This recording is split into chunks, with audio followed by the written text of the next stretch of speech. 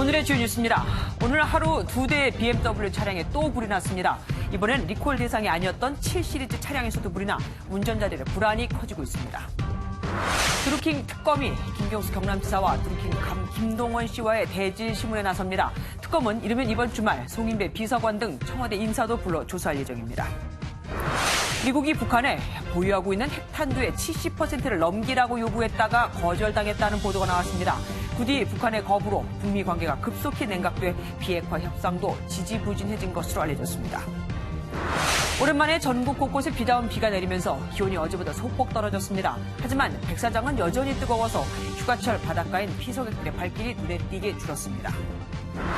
휴양지에서 무허가로 숙박업소와 음식점을 운영해온 일당이 무더기로 적발됐습니다. 소방시설이 없거나 더러운 음식 재료를 썼던 이들 업소들은 대부분 숙박 애플리케이션에 이름을 올리고 피서객을 유혹했던 것으로 확인됐습니다. 연이은 어린이집 차량 방치 사고에 각 지자체들은 차 안에 잠자는 아이가 있는지 확인하는 장비를 도입하는 등 개선에 나서고 있지만 정작 관할 부서인 보건복지부는 명확한 지침은 물론 구체적인 지원 방안조차 마련하지 못하고 있는 것으로 확인됐습니다.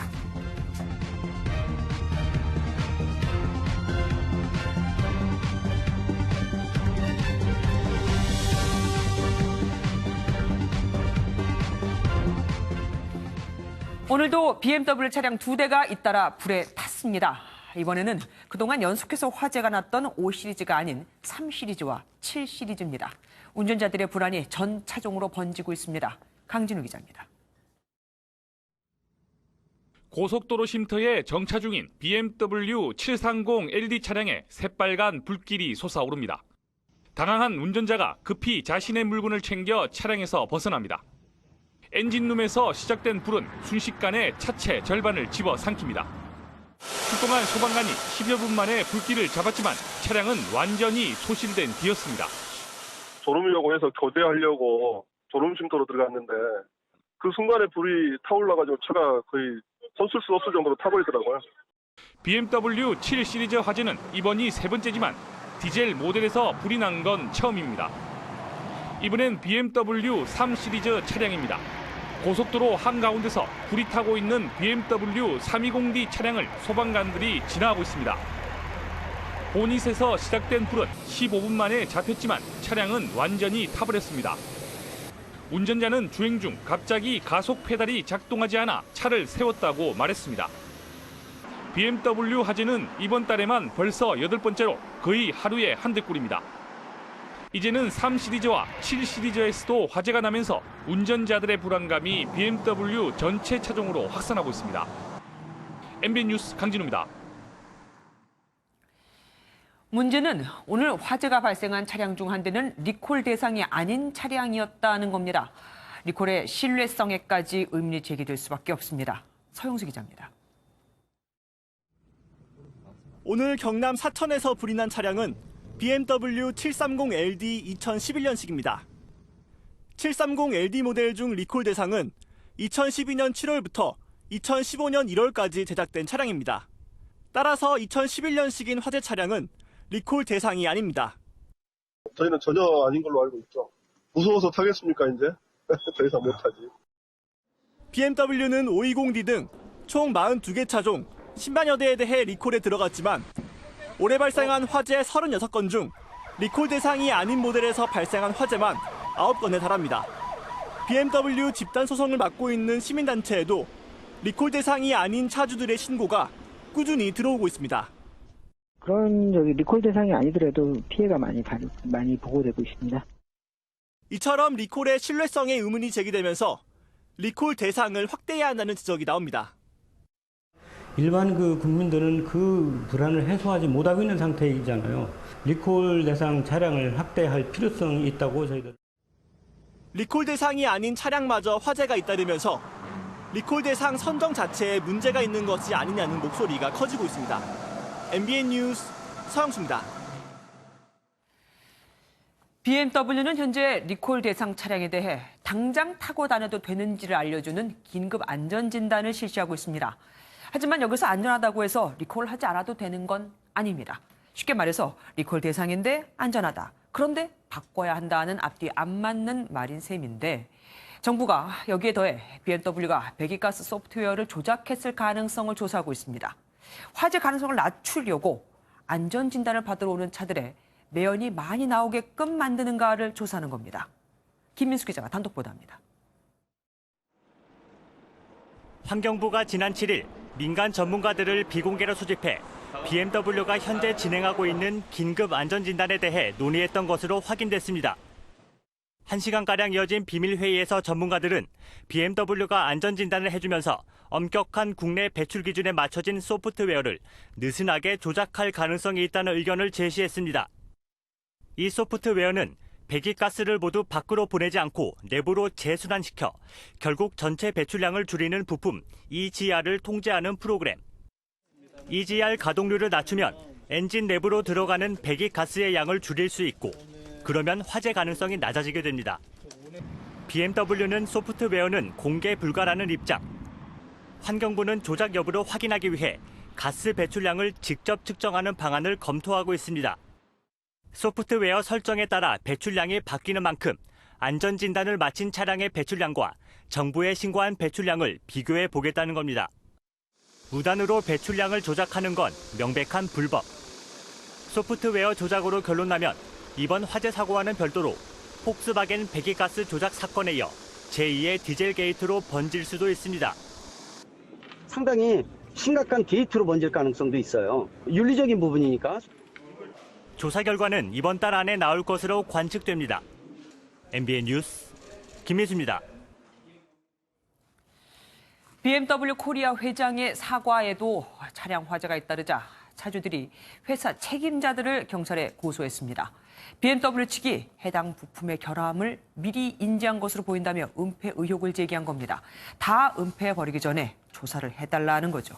길기범 기자입니다. BMW 차량 화재 피해자와 차주 등 21명이 경찰에 고소장을 제출했습니다. 재산이나 정신적 피해를 배상해달라는 민사소송은 있었지만 BMW 화재와 관련한 형사고소는 이번이 처음입니다. 이들은 자동차관리법 위반 혐의로 김효준 BMW 코리아 대표이사 등 관계자 8명을 고소했습니다. 건물 그을리고 옆쪽에 세워져 있던 오토바이도 도색 부분이 다 녹아내려가지고 제가 들어놓은 보험으로 다 처리를 해드리고 있는 상황이에요. 이들은 BMW가 2017년식 차량부터 설계 변경을 거친 부품을 장착했는데 이는 2016년 이전부터 해당 부품의 결함을 인지한 것으로 보인다며 은폐 의혹도 제기했습니다. BMW 독일 본사와 BMW 코리아 간의 오고 간 이메일 이런 거를 국토부가 지금 확보를 할 수가 없습니다. 이번 고소를 통해서 그거를 확보하는 것이 가장 큰 목적이고요. 이들은 BMW 측이 증거를 은폐해도 정부는 손을 쓸 수 없다며 경찰에 신속한 강제 수사를 요구했습니다. 경찰은 BMW 차량 화재가 사회적으로 심각한 사건인 만큼 철저히 수사하겠다고 밝혔습니다. MBN 뉴스 길기범입니다. 드루킹 김동원 씨의 여론 조작 의혹에 연루된 김경수 경남지사가 허위범 특별검사팀에 다시 소환됐습니다.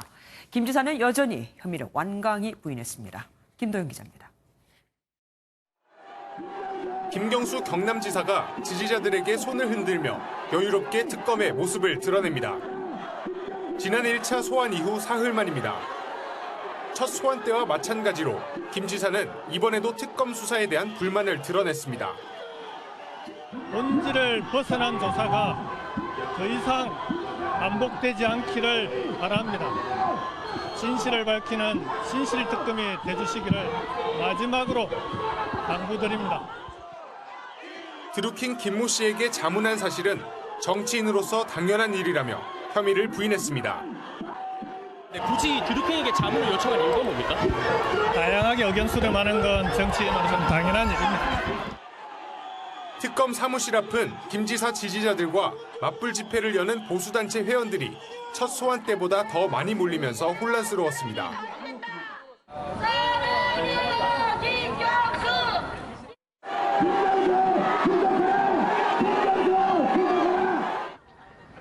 소환 현장의 모습을 드러낸 김 지사의 부인 김정순 씨는 지지자들과 일일이 인사를 나누며 감사를 표했습니다. MBN 뉴스 김도형입니다. 김 지사가 이렇게 드루킹과의 혐의를 부인하고 있지만 드루킹 김 씨는 자신과 김 지사의 관계는 꼬리를 자를 수준이 아니라고 밝혔다죠. 같이 8만 건의 기사 작업을 보고했다면서요. 이런 두 사람이 대지신문을 받게 되면 어떻게 될까요? 현장에 나가 있는 취재기자 연결합니다. 송기준 기자, 두 사람 만났습니까? 네, 두 사람 모두 저녁 식사를 마친 가운데 아직까지 대질이 이뤄졌다는 소식은 들리지 않고 있습니다. 하지만 양측 모두 대질신문에 동의한 만큼 조만간 조사가 이뤄질 것으로 보입니다. 대질 카드를 꺼내든 특검은 김 지사의 추가 소환이 어렵다 보고 오늘 조사에 사활을 건 모습입니다. 대질신문은 특검 사무실 내에 있는 영상 녹화실에서 양측 변호인단과 특검 측 검사들 참여 아래 진행되고 있습니다. 두 사람은 핵심 혐의에서 진술이 엇갈리고 있습니다. 먼저 산채 사무실에서 드루킹은 김 지사 앞에서 킹크랩을 시연했다고 주장했지만 김 지사는 경공모 조직도만 봤을 뿐 킹크랩은 모른다는 입장입니다. 또 인사청탁에 대해서 드루킹은 김 지사가 먼저 제안했다고 주장한 반면 김 지사는 드루킹의 추천을 청와대에 전달만 했다고 반박했습니다. 특검은 드루킹이 지난 2016년 11월부터 댓글 조작 내용을 김 지사에게 보고한 정황을 포착한 것으로 알려져 이 부분도 변수로 작용할 전망입니다. 지금까지 서울 서초동 특검 사무실에서 MBN 뉴스 송기준입니다. 드루킹 김동원 씨가 김경수 경남지사에게 오사카 총영사로 인사청탁한 도모 변호사에 대한 영장이 또 기각됐습니다. 특검은 그래도 이번 주말 청와대 송인배 비서관을 소환 조사할 계획인데 이런 상황에서 과연 청와대와 관련된 수사가 제대로 진행될지는 미지수입니다. 이병주 기자입니다. 허익범 특별검사팀이 이번 주말 청와대 송인배 정무비서관을 소환할 것으로 알려졌습니다. 송 비서관은 김경수 지사에게 드루킹을 소개하고 간담회 명목으로 금품을 받았다는 의혹을 받고 있습니다. 송 비서관 측 관계자는 특검팀으로부터 이번 주 토요일 소환을 통보받았지만 현재 조율 중이라고 밝혔습니다. 네, 아직 정해지지 않았다고 관계자가 저한테 얘기했습니다. 특검 관계자는 드루킹이 추천한 인사를 면담한 백원우 민정비서관에 대한 조사 계획도 검토하고 있습니다. 백 비서관은 드루킹 측근 도모 변호사를 면담해 청와대와의 관련성을 밝힐 인물로 꼽히는데 수사가 제대로 될지는 미지수입니다. 도 변호사에 대한 특검의 구속 시도가 또다시 불발되면서 관련성을 입증하기가 더욱 어려워졌기 때문입니다. 특검 측은 영장 기각과 청와대 인사 수사는 관련이 없다고 밝혔지만 도 변호사에 대한 영장 기각은 갈 길 바쁜 특검 수사에 차질을 미칠 전망입니다. MBN 뉴스 이병주입니다. 김경수 경남지사의 재소환을 두고 여당은 특검이 또 부른 건 망신주기용이라고 비판했지만 야당은 특검 수사기간 연장이 필요하다며 김 지사를 압박했습니다. 특검 수사기간이 17일밖에 안 남았거든요. 오태영 기자입니다. 더불어민주당은 특검이 정치 쟁점화되는 데 대해 우려의 목소리를 내며 특검 연장 주장을 차단하는 데 주력했습니다. 그간에 조사한 것만 보더라도 특검이 충분한 시간을 가지고 지금 할 수 있는 모든 그 수사는 좀 진행을 하지 않았나 이런 생각이 들고. 또 특검팀이 사건의 진실을 밝히기보다 흠집 내고 망신 주는 것에 방점이 있었다며 특검팀을 비판하기도 했습니다. 하지만 자유한국당은 수사기간 연장이 반드시 필요하다는 입장입니다. 8월 25일 날 특검 수사 60일 마무리로 종결 짓는 것은 대한민국 국민 어느 누구도 납득하지 못할 일입니다. 바른미래당은 김 지사가 이해하기 쉬운 표현을 참고하려 드루킹 일당에게 정책 자료집을 받았다는 해명은 궁색하다고 비판했습니다. 필요하다면 이제는 수사기간 연장에 대해서 진지하게 검토해야 할 때입니다. 민주평화당도 논란이 일지 않도록 충분한 조사가 이뤄져야 한다는 뜻을 나타냈지만 정의당은 특검 연장에 대해 반대하고 있습니다. MBN 뉴스 오태윤입니다. 문재인 대통령의 지지율이 취임 후 처음으로 60% 밑으로 떨어졌습니다.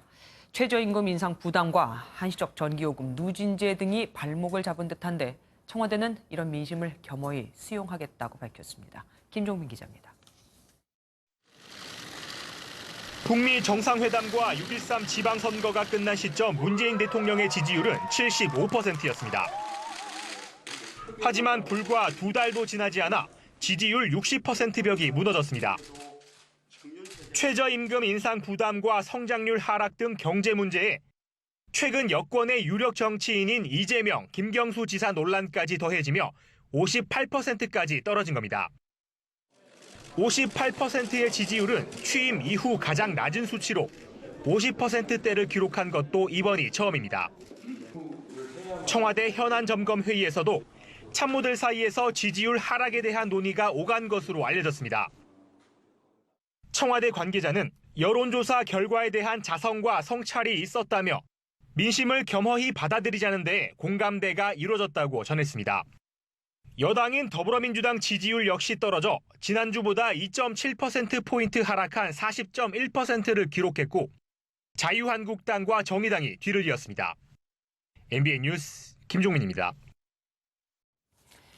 미국과 북한의 비핵화 협상이 교착 상태인 이유가 미국의 과도한 요구 때문이었을까요? 미국이 북한에 8개월 이내에 핵탄두 70%를 넘기라고 비핵화 시간표를 제시했지만 북한이 이를 거절했다는 미 언론의 보도가 나왔습니다. 설왕설래했던 비핵화 시간표가 구체적인 수치로 알려진 건 이번이 처음입니다. 최은미 기자입니다. 지난달 초 폼페이오 미 국무장관의 3차 방북 당시 폼페이오 장관과 김영철 부위원장은 시작부터 서로 분명히 해야 할 게 있다며 기싸움을 벌였습니다. 당시 팽팽했던 신경전은 미국이 제시한 비핵화 시간표 때문인 걸로 보입니다. 폼페이오 장관이 북한이 보유한 핵탄두의 60에서 70%를 8개월 안에 미국이나 제3국에 넘기라고 여러 차례 요구했다고 미 인터넷 매체 복스가 보도했습니다. 하지만 북한은 이를 거부한 걸로 전해집니다. 당시 폼페이오 장관은 김정은 위원장을 만나지도 못하고 돌아갔습니다. 북한은 이런 미국에 대해 일방적이고 강도 같은 요구라며 맹비난했지만 미국은 당시에도 물러설 뜻이 없음을 분명히 했습니다. If those requests were gangster like they are, the world is a gangster. 미국은 공이 북한에 있다며 너무 오래 기다리지 않겠다고 오늘도 압박을 이어갔습니다. We're willing to wait if they want to wait, but we're not willing to wait for too long. 북미 후속 협상이 여전히 답보 상태인 가운데 또다시 폼페이오 장관의 4차 방북이 거론되고 있습니다. MBN 뉴스 최은미입니다. 이런 가운데 북한 노동당 기관지가 종전선언이 우선적으로 발표돼야 한다는 논평을 내놨습니다. 종전선언이 먼저 돼야 북한도 뭔가 보여줄 수 있다. 뭘 더 바라면 종전선언부터 해라는 겁니다. 연장현 기자입니다. 북한 노동신문에 게재된 종전선언 발표가 선차적 공정이다란 제목의 논평입니다. 무슨 일이나 목적 달성 순서가 있다며 종전선언이 정전협정을 평화협정으로 바꾸는 계기가 될 것이란 내용이 담겼습니다. 북측은 지난달 초 폼페이오 미 국무장관의 방북 이후부터 관련국들의 종전선언 이행을 촉구하고 있습니다. 앞서 지난달 25일에는 종전선언 발표에 남측도 수수방관해서는 안 된다는 글이 노동신문에 실리기도 했습니다. 북측은 한국과 미국이 먼저 종전선언 얘기를 꺼내놓고 이제 와서 소극적으로 나온다며 불만을 품고 있는 것으로 보입니다. 왜 지금 와가지고 가장 신뢰의 기초가 될 수 있는 종전선언조차도 내줄 생각을 안 하고 비핵화의 타임라인만 계속 일방적으로 요구하느냐, 이 구도거든요. 또 김정은 위원장이 대내 선전을 위해 종전선언을 원하고 있다는 분석도 나옵니다. 김 위원장은 곧 있을 구구절과 10월 12일 당 창건일 전까지 비핵화를 통한 경제 성과 내기에 초점을 맞추고 있는 상황. 때문에 비핵화 명분 쌓기를 위해 종전선언에 대한 절박함도 더욱 커지고 있다는 평가입니다. MBN 뉴스 연장현입니다. 이란과 핵 협상을 파기한 미국이 이란의 제재를 다시 시작한 날 리용호 북한 외무상이 이란을 방문했죠. 게다가 이란 대통령이 미국을 못 믿을 나라라고 하자 리용호 외무상은 여기에 맞장구까지 쳤습니다. 이걸 보는 미국의 속이 편치 않을 텐데 보란 듯 들으란 듯 말이죠. 이동화 기자입니다. 미국의 대이란 제재가 복원된 첫날 오랜 우방인 이란을 방문한 북한 리용호 외무상. 로하니 이란 대통령은 리 외무상을 만난 자리에서 미국을 약속을 지키지 않은 믿을 수 없는 나라라고 맹비난했습니다. 그러자 리용호 외무상도 미국이 이란과의 핵 합의를 파기하고 다시 제재를 가한 건 잘못된 행동이라고 맞장구 쳤습니다. 리 외무상은 한 발 더 나아가 미국의 일방주의에 맞서는 게 북한의 정책이라고까지 말했습니다. 북한이 미묘한 시점에 미국의 적대국 이란을 방문해 사실상 공동전선을 펼친 겁니다. 미국에 끌려가지 않겠다. 대미 협상력을 이제 유지하려고 하는 부분이 있다고 한다. 북한으로서도 미국이 제공하는 최전전 보장 약속이 과연 어느 정도 믿을 수 있는지 이란의 경험을 듣고자 했을 가능성도 있죠. 한편으로 대북 제재로 원유 수입이 어려워진 북한이 이란으로부터 활로를 찾으려 했을 가능성도 제기됩니다. 하지만 북한의 이런 움직임이 오히려 미국 내 강경파를 자극해 자칫 악수가 될 수 있다는 지적도 나오고 있습니다. MBN 뉴스 이동화입니다. 지난달 북한이 미군 유해와 함께 군번줄로 불리는 인식표 1개를 건넸죠. 이 인식표가 주인의 아들에게 건네졌습니다. 당시 3살이었던 아이는 지금 70대가 됐습니다. 오재 기자입니다. 얼굴도 기억나지 않던 아버지의 인식표를 넘겨받은 70대 두 아들의 얼굴에 만감이 교차합니다. No memory of my father. 68년 세월에 곳곳이 부식된 인식표의 주인은 미 육군 의무병으로 한국전쟁에 참전한 찰스 맥데니얼 상사. 1950년 평안북도 운산 전투에서 전사했습니다.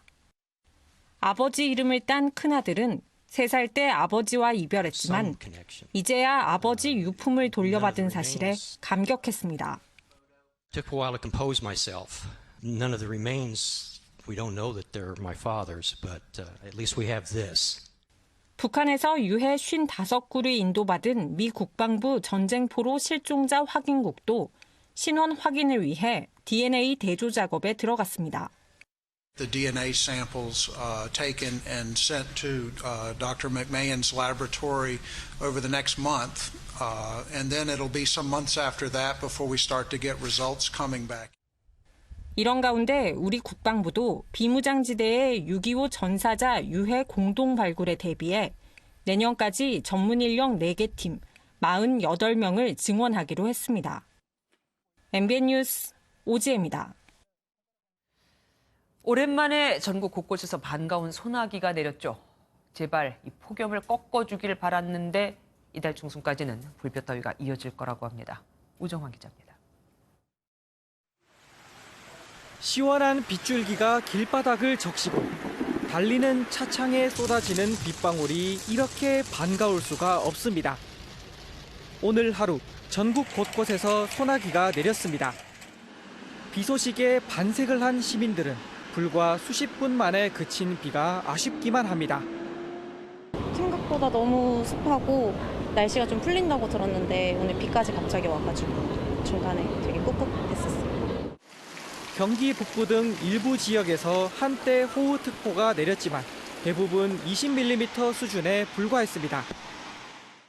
오후 2시가 넘은 현재 지금도 서울에는 빗방울이 조금씩 떨어지고 있는데요. 이렇게 비가 오다가 말다가를 반복하면서 전국적으로 기온이 조금씩 떨어지는 효과를 보였습니다.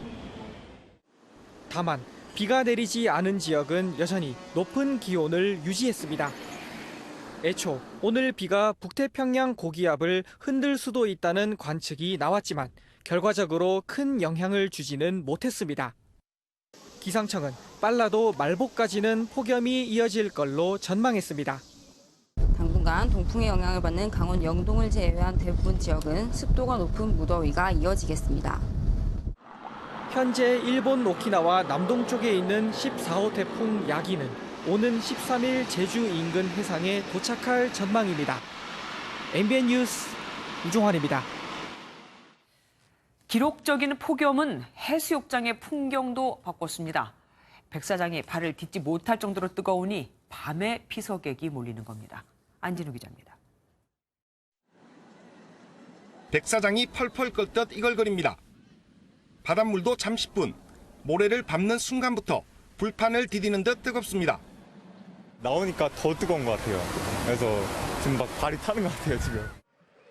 본격적인 피서철이 무색하게 한눈에 봐도 예년과 달리 대낮의 해수욕장은 한산합니다. 현재 시각은 오후 2시 30분입니다. 백사장 온도를 재봤더니 50도가 넘습니다. 불볕더위에 낮에 해수욕장을 찾는 피서객이 줄면서 한철 장사에 나선 상인들은 울상입니다. 매년 덥다고 했지만 이렇게 사람 없던 적은 없었어요. 올해 지금 5줄 폈거든요. 작년 같았으면 지금 10줄 피고도. 기록적인 폭염이 계속되면서 해운대 해수욕장의 낮과 밤 풍경도 바뀌었습니다.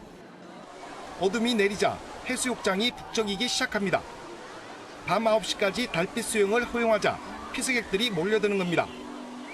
야간 해수욕객은 지난해보다 57%가량 증가했습니다. 야간 수영이 허용된 해운대는 그나마 이용객이 증가했지만 낮에만 수영이 허용된 동해안은 피서객이 급감했습니다. 이런 추세라면 올여름 전국적으로 해수욕장 피서객은 500만 명가량 줄어들 전망입니다. MBN 뉴스 안진우입니다. 최악의 폭염과 가뭄을 견뎌내는 것도 만만치 않은데 설상가상 해충까지 기승을 부리고 있습니다. 이러다간 생산량이 크게 줄어 올겨울, 올가을 밥상 물가에도 비상이 걸릴까 걱정입니다. 김경기 기자입니다. 경기 화성시의 한 배과수원. 손톱 크기만한 회색벌레가 줄기 곳곳에 붙어 있습니다. 나무나 농작물에 즙을 빨아 피해를 주고 배설물로 과일의 상품성을 떨어뜨리는 외래해충 미국 선여벌레입니다. 지난 겨울 한파로 부화율이 떨어질 것으로 예상됐지만 고온건조한 날씨 속에 번식하기 좋은 조건이 형성돼 발생 지역이 늘고 있습니다. 콩밭에선 파밤나방 비상이 걸렸습니다. 성충으로 성장하는 이달 중순쯤부터 무서운 속도로 작물을 먹어치우기 때문인데 전북과 충남 등 300헥타르에 걸쳐 피해를 주고 있습니다. 장마가 또 일찍 오고 집중호우가 내리다 보니까 콩 생육 상태가 안 좋은데 거기에 또 파밤나방이 많이 발생해서 지금 많은 피해를 주고 있고. 농민들은 급한 대로 방제약 살포를 늘리고 있지만 해충의 번식 속도가 빨라 역부족입니다. 미국 선여벌레 가수응에 등이 발생이 우려되고 있어 발견 즉시 조기에 적용 약제로 살포하셔서 예방하셔야 됩니다. 올해는 특히 장기간의 폭염과 가뭄으로 농작물의 저항력이 크게 약해진 상태여서 농민들의 시름은 더욱 커지고 있습니다. MBN 뉴스 김경입니다. 휴양지에서 소방시설도 없이 무허가로 통나무 펜션을 운영하고 벌레가 들끓는 재료로 음식을 만들어 판 불법 숙박업소와 식당들이 무더기로 적발됐습니다. 이들은 숙박 앱에 버젓이 이름을 올리고 휴가철 피서객들을 유혹했습니다. 윤규란 기자입니다. 무허가 펜션에 단속반이 들어갑니다. 건물이 온통 통나무로 지어졌지만 소화기를 비치하기는커녕 화재보험도 가입하지 않았습니다. 그럼 여기 화재보험 혹시 되셨나요? 화재보험? 이 건물이요? 아니 그것도 못 들었어요. 이미 등록이 돼야 뭐 들죠. 양평의 한 미신고 숙박업소는 유통기한이 지난 더러운 음식 재료를 써가며 투숙객에게 음식을 팔았습니다. 경기도가 인기 휴양지 인근 자연 녹지 지역과 개발 제한 구역에서 불법 영업을 한 숙박업소와 음식점 69곳을 적발했습니다.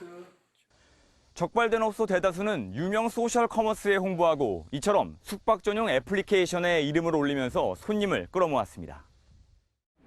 펜션을 이용할 경우 영업주에게 영업신고증을 요구하시거나 관할 지자체를 통하여 적합한 업체인지 확인을 받으시기.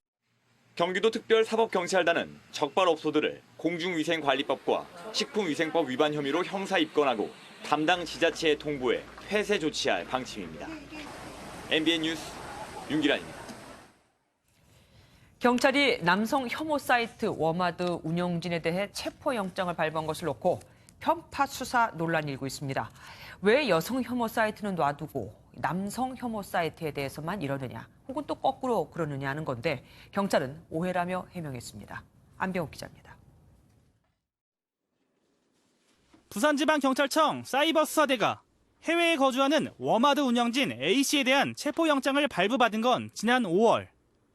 지난해 초 남자 목욕탕 아동 나체 사진 유포 사건과 관련해 수사 협조를 요청했지만 운영진이 협조 대신 해외로 출국한 사실을 알았기 때문입니다.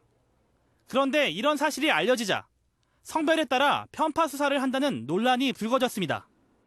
청와대 청원 게시판에는 남성과 관련된 커뮤니티에서 올라오는 음란물은 한 번도 문제 삼은 적 없다며 경찰을 비판하는 글까지 올라왔습니다. 하지만 경찰은 터무니없다는 입장입니다.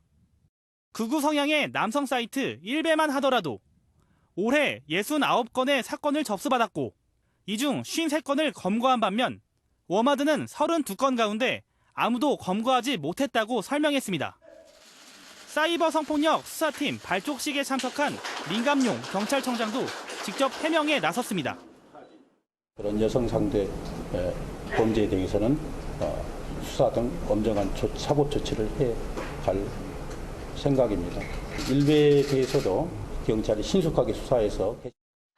그럼에도 워마드의 일부 회원이 오는 15일 집회를 예고하고 있어 편파 수사 논란은 쉽게 가라앉지 않을 전망입니다. MBN 뉴스 안병욱입니다. 어린이집 차량에서 아이가 방치돼 숨지는 사고가 잇따르자 지자체들이 앞다퉈 재발 방지 대책을 마련하고 있지만 정작 책임 부서인 보건복지부는 조용합니다. 명확한 지침은 물론 구체적인 지원 방안조차 마련하지 않고 있는 겁니다. 권영건 기자가 취재했습니다. 구청 직원이 점검표에 적힌 내용을 꼼꼼히 확인하고 경찰은 어린이집 차량 창문의 썬팅 상태를 측정합니다. 51.3 기준치 이상입니다. 어린이 차량 방치 사고를 막기 위해 점검에 나선 건데 22대 가운데 11대가 썬팅 기준치를 초과했고 8대는 미신고 차량이었습니다.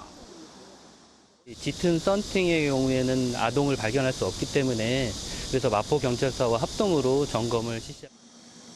긴급 예산을 투입해 차량에 어린이가 남아있는지 확인하는 슬리핑 차일드 체크 장비를 도입한 지자체도 있습니다. 이 장비가 설치된 어린이집 차량은 운전기사가 차량 곳곳을 확인할 수 있도록 되어 있습니다.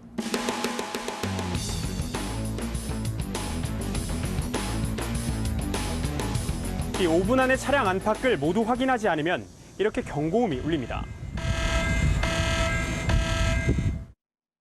재차 확인을 할 수 있는 그런 안전장치가 되어 있어서 부모님들께서도 안심하고 이제 차량.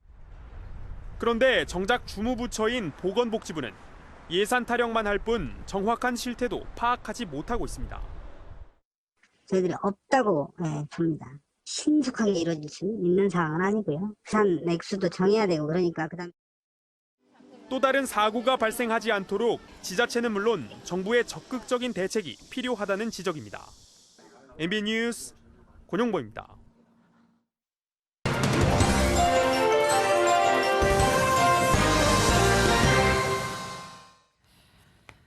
수박 한 통을 100명이 나누어 먹는 유치원. 닭 한 마리가 30명의 식단인 유치원. 사과 한 개를 15조각으로 쪼개 먹는 유치원. 과연 어느 나라 유치원일까요? 놀랍게도 시민감시단에 적발된 대한민국 경기도 소속 사립 유치원들 얘기입니다. 왜 이런 일이 생겼을까요? 아이들의 식비를 빼돌려 선생님들이 자신의 배를 채웠기 때문입니다.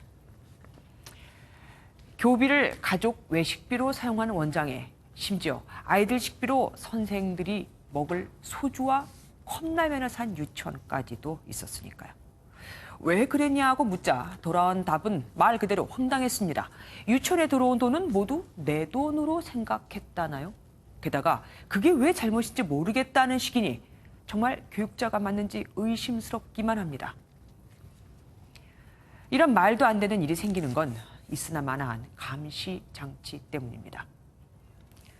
정부는 어린이 급식 문제 개선을 위해서 2016년부터 어린이 급식 관리 지원센터 215곳을 운영하고 있지만 지원센터는 아무런 행정적 권한이 없습니다. 원장의 식단표를 마음대로 바꿔도 식중독 예방 규정을 위반해도 이걸 바꾸라고 개입할 권한이 없는 겁니다. 게다가 단속 권한이 있는 지자체의 감사 일정은 미리 공개되기도 한다니 그럼 어떤 유치원이 이런 단속에 걸리겠습니까? 이 결과 1인당 한 끼에 1,745원을 썼다고 가짜 서류만 짠 만들어 놓으면 그만이었습니다.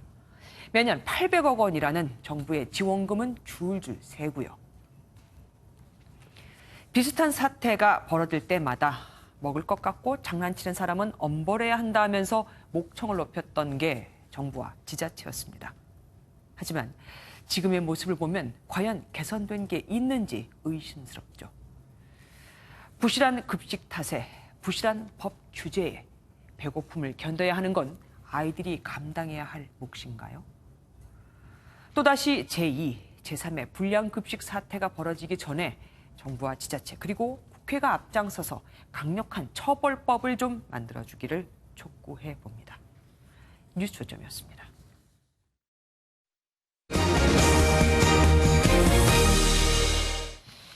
예비군 동원 훈련 통보가 나오면 자영업자들은 생계 걱정에 부담스러운 경우 많죠. 앞으로는 예비군 동원 훈련이 1년 줄고 훈련에 따른 보상비도 지금의 16,000원에서 최저임금의 절반 수준인 9만 원 정도까지 올릴 계획입니다. 황지영 기자입니다. 군복무를 마친 남성 대다수는 전역한 다음 해부터 4년 차까지 동원 예비군 훈련을 받습니다. 부대로 직접 가 2박 3일 머무르거나 혹은 출퇴근을 하며 훈련을 받는데 한 해 130만 명이 대상입니다. 국방부가 이 동원 예비군 훈련 대상자를 전역 1년 차에서 3년 차까지로 한정해 35만 명 줄이기로 했습니다. 이에 따라 전체 예비군 훈련도 전역 5년 차까지만 받도록 조정됐습니다. 부대수 감축과 인구 구조 변화에 따른 입대 자원의 감소 및 변화되는 전쟁 수행 개념을 종합적으로 고려하여 조정해 나가겠습니다. 그동안 너무 적다는 지적이 있었던 예비군 훈련 보상비도 오릅니다. 현재 2박 3일 훈련에 16,000원인 보상비는 조금씩 올라 2022년엔 현재 최저임금의 50%인 91,000원이 넘는 수준까지 인상됩니다. 대신 국방부는 예비군 정예화를 위해 훈련을 강화합니다. 예비군이 병력의 90%를 차지하는 동원사단의 전방지역 훈련을 3년에 한 번 해서 앞으로는 해마다 실시할 예정입니다. 또 전국 208개인 예비군 훈련장을 40개 훈련장으로 통합한 뒤 실내 사격장 등을 갖춘 과학화 훈련장으로 개선합니다. MBN 뉴스 황재현입니다. 중고차는 사고 팔 때 주행 거리가 짧으면 짧을수록 값을 더 쳐주죠. 이 점을 노려 외국에서 들여온 특수 장비로 주행 거리를 조작해온 일당이 붙잡혔습니다. 단 10분이면 충분했습니다. 홍주환 기자입니다. 잠복 중이던 경찰이 남성 2명을 급습합니다. 자동차 주행거리 조작 기술자인 30대 송모 씨 등 일당이 중고차 주행거리를 조작하다 적발되는 모습입니다.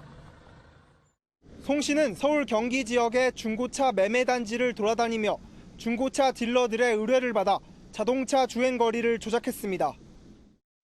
구매했을 당시에 제가 키로수는 17,500으로 구매를 했고요. 나중에 범행 사실을 알게 되고 피해 사실을 보니까 25,000 정도가 뻥튀기가 돼 있던 거죠. 송 씨는 범행을 위해 외국에서 특수 장비까지 들여왔는데 이 장비를 이용해 주행거리를 단 10분 만에 조작할 수 있었습니다. 여러 유관 단체에 이 장비에 대해서 확인을 해달라는 요청을 했는데 처음 보는 장비라고 해서 국내에서는 유통이 되지 않는 장비.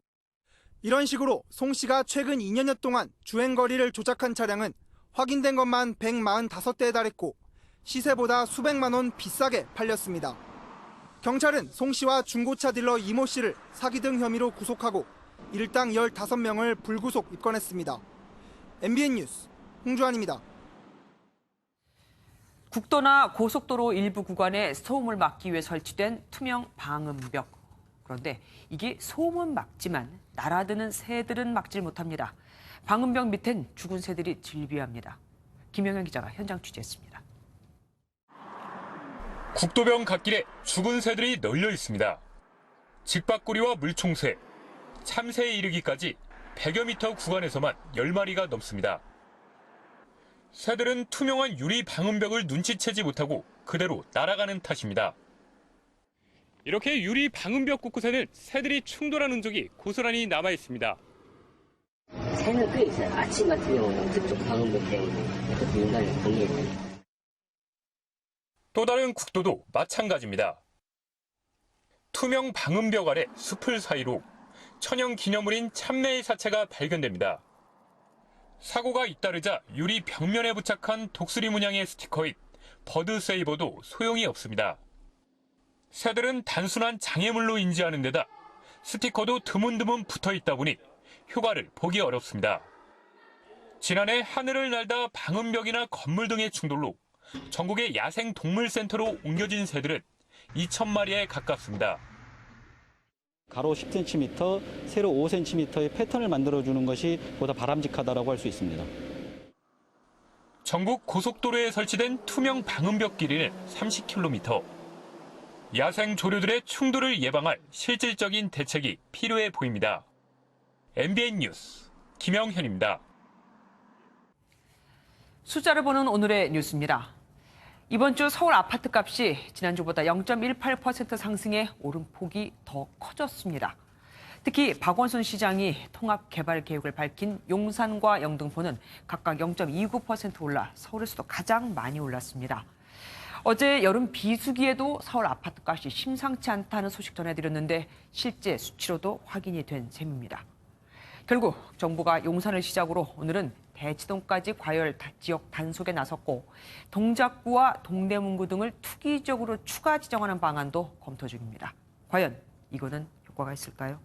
박통일 기자입니다. 이른 아침 합동점검단이 다녀간 서울 대치동 재건축 아파트 상가입니다. 공인 중개업소들이 단속을 피해 일제히 문을 닫았습니다. 강남의 또 다른 재건축 아파트 인근의 중개업소들도 셔터를 내린 채 전화 영업만 진행하고 있습니다. 월요일부터 단속한다고 그러니까 좀 더 쉬고 있는 거예요. 생업에 종사하는 사람들. 서울 집값이 이상 조짐을 보이자 정부가 현장 단속에 나선 건데 다음 주부턴 실거래 신고 내역을 집중 조사하는 등 단속의 고삐를 더욱 잴 방침입니다. 거래 가격을 속여 계약서를 작성했는지 편법 증여 등은 없었는지를 들여다보겠다는 겁니다. 이와 함께 서울 동작과 동대문구 등을 투기 지역으로 추가 지정하는 방안도 검토 중입니다. 하지만 현장에선 서울시와 정부가 엇박자를 내면서 시장에 혼란만 주고 있다는 불만도 나옵니다. 중앙정부의 정책과 서울시장님의 정책이 이게 달라지면서 지금 불을 지핀 건데 문제가 되니까 부동산 조세에서 어떤 문제 해결되겠냐.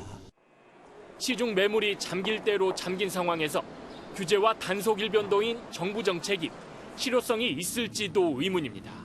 MBN 뉴스 박통일입니다. 여름에는 역시 아이스크림 같은 빙과류를 많이 찾게 되죠. 요즘은 우유도 과자도 얼려 파는 프로즌 스낵이 인기입니다. 정수정 기자입니다. 걷기만 해도 땀이 송글송글 맺히는 요즘. 시원하게 즐길 수 있는 간식은 아이스크림뿐만이 아닙니다. 무더위가 너무 심해가지고 아이스크림이라든지 다른 그 차가운 음식을 커피나 이런 것들을 좀 많이 찾고 있습니다. 살짝만 얼려도 바닐라 맛이 돌고 아이스크림에 찍어 먹어도 맛있는 팝콘에 무더운 날씨에 스낵 상품들이 텁텁하고 좀 지루할 수 있거든요. 시원하게 먹을 수 있는. 우유도 부드럽게 얼린 슬러시로 변신합니다. 손으로 쿨팩처럼 조물조물 녹여 마실 수도 있고 꽁꽁 얼린 우유 아이스크림이 되기도 합니다. 아이스크림이나 빙과류에 사용하고 있는 천연 원료 사용해가지고 이제 얼렸다가 녹일 때 빨리 얼고 좀 부드럽게 녹아서 맛있게 먹을 수 있도록 좀. 쿠키에 아이스크림을 얹고 초코파이를 갈아 만든 시원한 쉐이크는 벌써 인기 있는 레시피. 무더위를 날릴 프로즌 스낵이 여름철 소비자들의 입맛을 사로잡고 있습니다. MBN 뉴스 정수정입니다. 요즘 영화관에서는 자막보다 더빙판이 더 인기라는 걸 아십니까? 아이들이 주 소비층으로 떠올랐기 때문입니다. 각종 음악 앱에서는 어린이 노래만을 대상으로 하는 차트가 만들어질 정도입니다. 이상주 기자입니다. 진짜 좋다. 100년이 넘은 아파트에 살고 있던 하리두리 남매와 102살 도깨비 신비의 모험을 그린 어린이 애니메이션 신비 아파트. 지난달 25일 개봉한 이후 이 영화를 본 관객은 60만 명이 넘습니다. 스크린 수가 적고 주로 오전에 상영한 것을 감안하면 엄청난 히트입니다. 극장가 성수기인 8월 박스오피스 상위 5개의 영화 중 3개가 애니메이션. 어린이가 영화관의 큰 손님이 됐습니다. 할리우드 영화 인크레더블은 자막판보다 더빙판에 더 많은 관객이 몰려 어린이가 흥행의 주요 변수가 된 걸 입증했습니다. 음악에서도 키즈 콘텐츠가 주목받고 있습니다. 상어 가족 같은 동요와 만화 주제가 등 어린이용 음악 소비가 증가함에 따라 음원을 제공하는 뮤직 플랫폼들도 맞춤형 서비스를 제공하고 있습니다. 키즈 연령대를 위한 맞춤형 콘텐츠 수요가 증가함에 따라 동요, 캐릭터, 비디오 등 관련 콘텐츠를 강화하고 국내 키즈 산업 규모는 2002년 8조 원에서 지난해 40조 원을 넘어서며 급성장하고 있습니다. 아이들의 눈높이에 문화와 경제가 움직이고 있습니다. MBN 뉴스 이상주입니다. 오늘 폭염이 이어진 가운데 중부지방에서는 대기가 불안정해지면서 소나기 구름이 강하게 발달했습니다. 내일 서울은 다시 낮 기온이 35도까지 오르겠고 소나기가 곳곳에서 내린 뒤에는 불쾌지수가 매우 높게 나타나겠는데요. 내일 서울과 광주 모든 사람이 불쾌감을 느낄 수 있는 수치인 80을 넘어서겠습니다. 내일도 양산보다는 우산을 챙기시는 게 도움이 되겠는데요. 내일 강원 영서남부와 호남 내륙, 영남에 최고 60mm, 그 밖에 강원 영동과 충청 내륙에는 최고 40mm가량의 소나기가 예보되어 있습니다. 반면 제14호 태풍 야기는 강도 약의 소형 태풍으로 현재 일본 오키나와 남동쪽 해상에서 다소 느리게 북서진하고 있습니다. 오늘 강한 소나기가 오며 더위가 덜했던 중부지방은 내일 다시 35도 안팎의 폭염이 찾아오겠습니다. 남부지방 낮더위가 가시지 않아 밤에도 열대야 현상이 계속되겠고요. 동해안 지역의 경우 강릉의 아침 기온은 24도, 한낮에는 29도로 오늘보다 1, 2도가량 기온이 내려갈 전망입니다. 당분간 35도 안팎의 폭염이 계속되겠습니다. 날씨였습니다. 뉴스팔이 선정한 이한장의 사진입니다. 100년 가까이 전 세계 어른, 아이 가리지 않고 사랑받고 있는 곰돌이 푸. 하지만 중국에서만은 예외입니다. 당국이 신작 곰돌이 푸 다시 만나 행복해라는 영화의 상영을 금지했거든요. 그러자 대만 외교부가 모든 곰은 평등하다는 트위터 글로 중국을 공개 조롱했습니다. 아무리 푸 캐릭터가 시진핑 주석을 풍자는 소재로 쓰였다 하더라도 아이들의 인기 만화 캐릭터까지 정치적인 이유로 막는 건 참 실망스럽습니다. 뉴스파 여기서 마치겠습니다. 함께해 주신 여러분 고맙습니다.